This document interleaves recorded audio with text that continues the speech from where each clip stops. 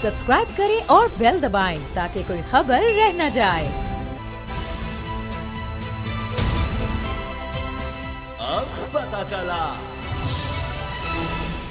श्रीलंका पाकिस्तान का दोस्त मुल्क, पाकिस्तान चाहकर भी उसकी मदद नहीं कर पा रहा। हालात ये हैं कि वहाँ पर जो हुक्मरान हैं उनके घरों को आग लगा दी गई, उनकी जायदादें भी बाहर थीं, लैम्बोर्गिनी और पता नहीं किस किस्म की गाड़ियाँ उनकी खड़ी थीं, उनको भी जला दिया गया।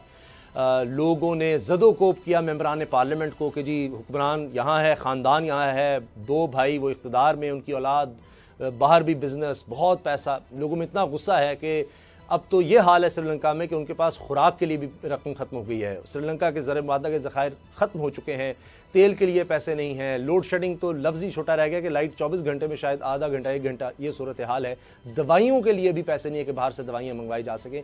ये हालात हैं इस वक्त श्रीलंका में। लगारी साहब, ये इस वक्त बहस मुल्क में चल रही है, मुझे खौफ आता है, दिल दहल जाता है श्रीलंका के हालात देखकर कि यहाँ पर ये सवाल पूछे जा रहे हैं इकोनॉमिस्ट से, दानिश्वरों से, साफियों से, आप जैसे लोगों से भी लोग सवाल करें कि खुदा न खास्ता कहीं हम श्रीलंका तो नहीं बनने जा रहे। क्योंकि बहुत से लोग कह रहे हैं कि अगर हम कुछ अरसा पहले के श्रीलंका के हालात देखें, कुछ अरसा पहले के, तो हम आज के पाकिस्तान के हालात देखें तो हम उसी तरफ खड़े हैं या उस तरफ जा रहे हैं।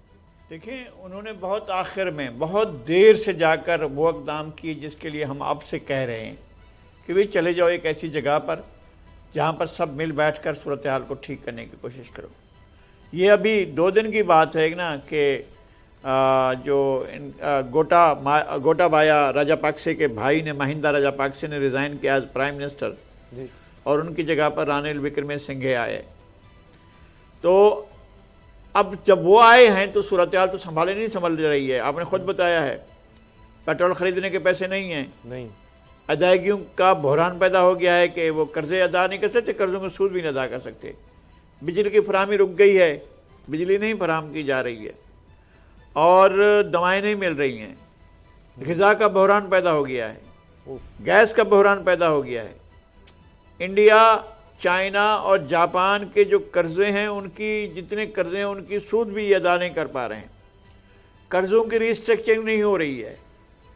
अगर कर्ज़ों की रिस्ट्रक्चरिंग नहीं होती है तो डिफ़ॉल्ट तो मुल्क कर चुका है, उसके आगे इसके खड़े होने के इम्कानात भी मादूम होते जा रहे हैं। असल बात यह हुई थी कि जब एक चलती हुई जमहूरी हुकूमत को डिरेल किया गया था आज से 40 साल पहले, उस वक्त संगीन गलती की गई थी। वही पाकिस्तान में भी और श्रीलंका में भी और बड़े हद तक दूसरे जगहों, शहरों पर भी, मुल्कों में भी ये एक ही चैप्टर था जो दोहराया गया। यहाँ ज़ियाउल हक को लाया गया, वहाँ जयवर्धने को लाया गया, बंगाल में ज़ियाउर रहमान को लाया गया। मुख्तलिफ मुल्कों में मुख्तलिफ लाने वाले बादशाह और हैं जिनको अब ये कहा जा रहा है कि जनाब बैन अक़वामी साजिश होती है। इस तरह की साजिशें पहले भी हुई हैं और मुल्कों में हुकूमतों की चेंज हुई है। वहाँ श्रीमाव बिंद्रा नायके को हटाया गया और उनको हटाकर जयवर्धने को लाया गया, फिर जयवर्धने की जगह प्रेमदासा को लाया गया, फिर प्रेमदासा का मर्डर कराया गया, फिर रानिल विक्रमसिंघे आया, फिर राजापाक्से चंद्रिका कुमारतुंगा आई, फिर राजापाक्से सुप्रीम कोर्ट ने इंटरफेयर किया। मैं श्रीलंका की सुप्रीम कोर्ट की बात कर रहा हूँ, पाकिस्तान की सुप्रीम कोर्ट की बात नहीं कर रहा हूँ। वहाँ पर जो है उनको हटाया गया, एक प्रेसिडेंट इलेक्टेड प्रेसिडेंट को हटाया गया, चंद्रिका कुमारतुंगा को, उनकी जगह पर राजापाक्से को स्पेस दी गई। फिर राजापाक्से ने अपना राज कायम कर लिया। महिंदा राजापाक्से आमिर मुतलक बनकर बैठ गया, अपने भाई को इक़्तिदार में शरीक किया, बल्कि मालिक बना दिया, खुद उनका वज़ीर आज़म बन बैठा और मुल्क इस हाल को पहुँच गया। और उसका अंदर ये गुमान था कि मैंने अपने अहद के सबसे बड़े दहशतगर्द प्रभाकरण की लाश उठाने वाला कोई नहीं था, मैंने तामिल इलाम टाइगर्स को जो है ख़त्म कर दिया, अब मुझसे कौन पूछेगा। मईशत ने आकर पूछा, मईशत ने श्रीलंका को गले से पकड़ लिया है, अब वो लेटा हुआ है। उसामा, मैं डर रहा हूँ कि पाकिस्तान उस जगह पर पहुँच रहा है, मैं डर रहा हूँ। कल यही इमरान खान होंगे और यही नवाज शरीफ होंगे, यही आसिफ जरदारी होंगे, यही फजल रहमान होंगे, ये बैठे होंगे एक साथ सर जोड़कर कि आप इस मुल्क को इस सूरत हाल से कैसे निकालें। आज तो ठीक है, अपने जलसे भी कर रहे हैं, पॉइंट स्कोरिंग भी हो रही है, मुल्क उस तरफ को जा रहा है। अगर आपके पास है कि जनाब कोई ऐसी, जैसे मेरे भाई ने ख्वाहिश जाहिर की है क्योंकि इस तरह का है गर्दनें काट दे, लेकिन हमारे मुल्क में गर्दनें नहीं काटी जा सकती हैं। गर्दन हमेशा गरीब की कटती है, गर्दन उसकी कटती है जिसके पास कुछ भी नहीं है, उसके आखिरी पैसा उससे छीना जाता है और जिसके जेब भरी हुई है उसकी जेब और भरी जाती है। खुदा न खास्ता ये मुल्क डिफॉल्ट कर गया तो पैसे वाले फिर अपने पैसों में मसरूफ रहेंगे और गरीब फिर वो अपनी लगवा लेंगे। वो जो प्लेटें होती हैं ना, वो जो सोलर एनर्जी की प्लेटें, वो अपने घरों पर लगवा कर बैठ जाएंगे, उनको नहीं चाहिए बिजली। अब भी कराची में बहुत से लोग ऐसे हैं जो सोलर पैनल लगवा कर बैठे हुए हैं और वो बिजली नहीं ले रहे हैं अपने के इलेक्ट्रिक से। तो अब वो भी यही करेंगे, लेकिन लोग मर जाएंगे, लोग यार मिट जाएगी मखलूक, तो इंसाफ करोगे यार, फिर बैठोगे उस वक्त जब हम सब कुछ गंवा चुके होंगे, फिर मिलकर बैठेंगे। ये एक वक्त की जरूरत है। साहब दुरुस्त फरमा रहे हैं, ये बार बार कहा जा रहा है कि सब मिल बैठकर, बल्कि ऐसे लग रहा है कि इनको जबरदस्ती कोई बिठा दे कि सब स्टेक होल्डर्स मिल बैठकर ये मुल्क के हवाले से फैसला करें। मुल्क की सालमियत इससे जुड़ी हुई है, पाकिस्तान की मईशत से, वरना खुदा न खास्ता आप देख रहे हैं श्रीलंका के हालात क्या हो सकते हैं। आरफीन नामा, आरफीन मैं अभी देख रहा था, आप ज़रूर इस पर बात कीजिएगा कि सिर्फ दुबई में ही पाकिस्तानियों के 10 अरब डॉलर से ज़्यादा है यानी रियल एस्टेट में या इन्वेस्टमेंट में।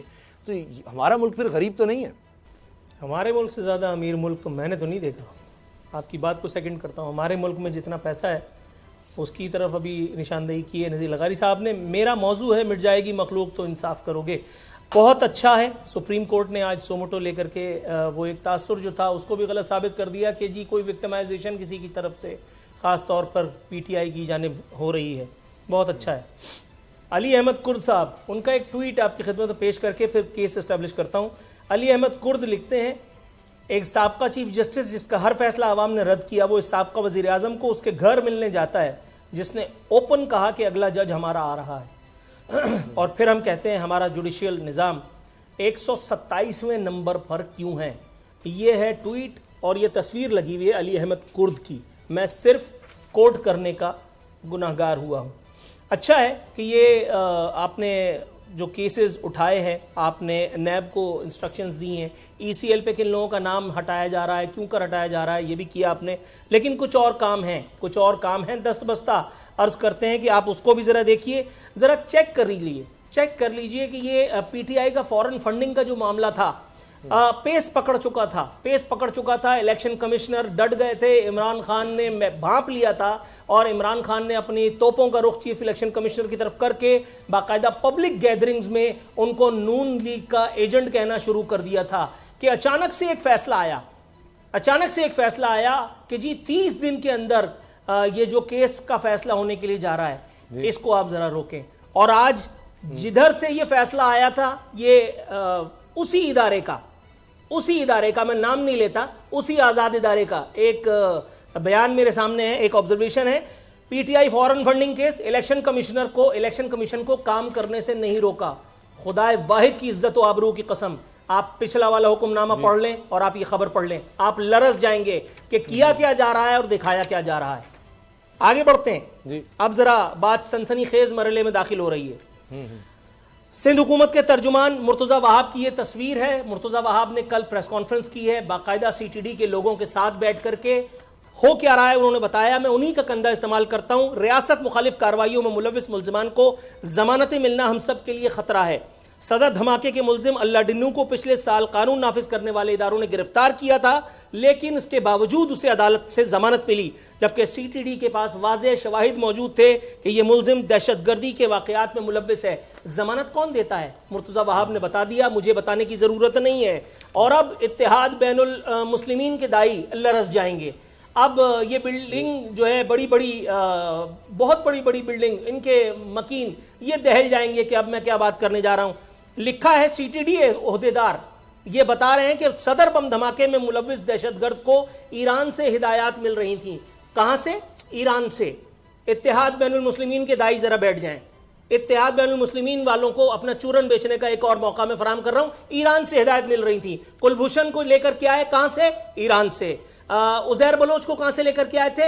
ईरान से। यह तीसरा तमगा आपको मिलने के लिए जा रहा है। सीटीडी वाले बता रहे हैं, बैरिस्टर मुर्तज़ा वहाब के साथ बैठ करके प्रेस कॉन्फ्रेंस हुई है। डीआईजी सैयद खुर्रम बता रहे हैं अल्लाह डिन्नू रहमून उमर कोट का रिहायशी था जो आईडीज बम बनाने का माहिर था। सिंध के मुख्तलिफ इलाकों में यह बम धमाकों में मुलव्विस रहा। सिंध में रेल ट्रैक्स पर हमलों में मुलव्विस था। इसने ईरान में अपने सरबराहान से तरबियत हासिल की और हालिया धमाकों के लिए इससे 2 लाख रुपए की रकम भी मौसूल हुई। फुटेज मौजूद है कि जिसमें वीडियो में दहशतगर्द को ईरान से हुक्म मौसूल होते हुए देखा जा सकता है। सैयद खुर्रम, DIG, CTD, मुर्तजा वहाब, आरफीन सिद्दीकी कहीं नहीं है। अब देखिए एक और मामला इंसाफ करने का, ये तस्वीर देख लीजिए, पाकिस्तान में अमेरिका को ललकारते ये अल्लामा असद उमर साहब, इनका बयान सुनिए। कहते हैं फैसला करने वाले कान खोलकर सुन लें, फैसला करने वाले, असद उमर कह रहे हैं, मैं सिर्फ दोहरा रहा हूं, फैसला करने वाले कान खोलकर सुन लें, तारीख कभी माफ नहीं करती, फैसलों का वक्त आ गया है। भाई इनकी मर्जी का फैसला बना करके दे दे, मेरे ख्याल है इनको बहुत जल्दी है, इनको बहुत जल्दी है। इनके पास वकीलों की फीस भी है, क्योंकि अभी हुकूमत में भी गए हैं, कहीं पैसे खर्च हो गए तो फिर मुकदमा करने वाले भी पछताएंगे। आप सुनिए जुबान क्या इस्तेमाल कर रहे हैं, कह रहे हैं अगर इमरान खान को कुछ होता है तो फिर पाकिस्तान में कोई भी हालात को काबू में नहीं रख सकेगा, तो फिर आसिफ अली जरदारी बुरा था। जिंदगी का सबसे बड़ा खुमियाजा, सबसे बड़ा नुकसान उठाने के बाद उसने अगर पाकिस्तान खप्पे कहा तो असद उमर उससे बेहतर क्यों कर हुए। मुझे अगर थोड़ा सा वक्त दें, थोड़ा सा वक्त, 2 बातें और करके खत्म करता हूं।